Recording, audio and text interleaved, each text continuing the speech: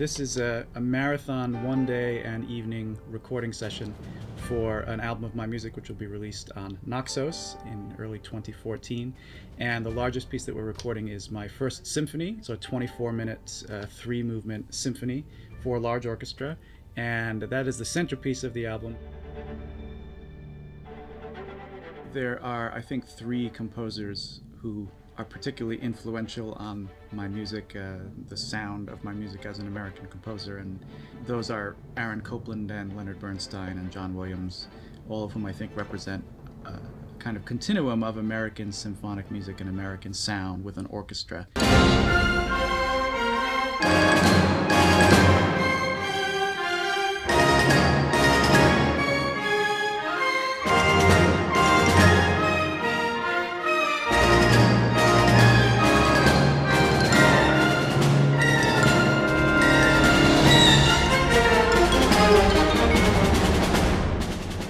It's pretty unusual for a composer to actually write a symphony these days. There's a lot of orchestral music being written, but a lot of things tend to be short pieces for celebratory occasions. I've done a lot of those, or tone poems, or something for a very specific occasion. And for any composer to attempt to compose a symphony, it's a pretty big undertaking just to put that word symphony and put your name in front of it.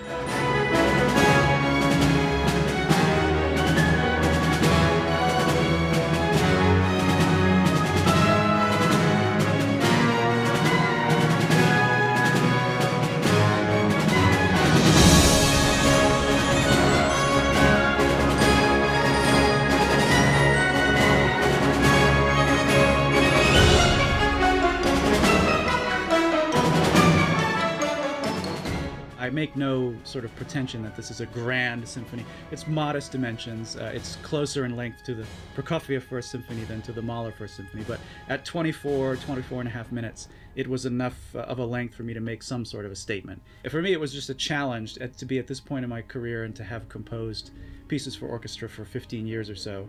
To just attempt to undertake a purely instrumental symphony was something that I just wanted to see if I could handle, if I could do.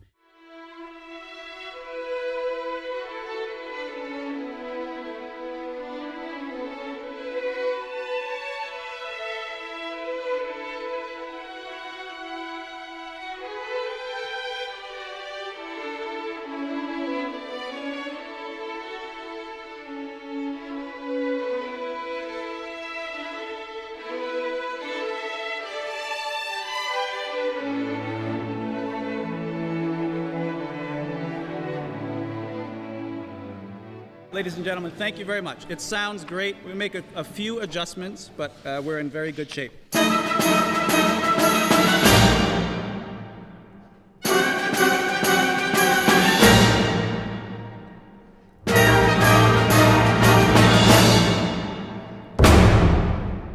Leonard Bernstein was a huge influence on me, not only as a composer, the style of his music, but also, of course, as a conductor, as a writer, as a thinker, as a teacher.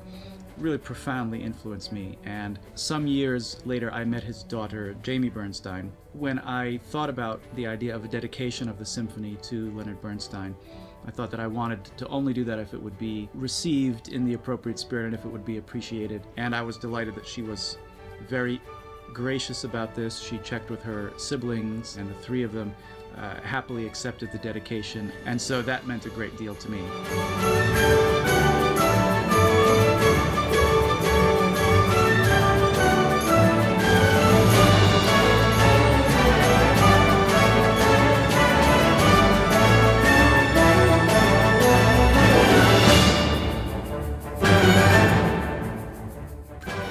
For the third time, I've come to London to make a recording. This will be my second album for Naxos, which I'm very excited about. The London orchestras are so superb. I've had the opportunity before this to work with the London Symphony on my first recording and the Philharmonia on my second recording. This is the first time that I have had the opportunity to work with the LPO, the London Philharmonic Orchestra. It's a fabulous orchestra, I mean, from top to bottom, and really astonishing how much music we're able to record in a single day and evening. Having heard this orchestra in the Lord of the Rings scores, I just thought to myself that if I could ever have an opportunity to make a recording with them, I would certainly want to do that. I've never actually driven a Maserati, but I think it's probably very much like what that must be like, that you have this incredible machine, this incredible responsiveness.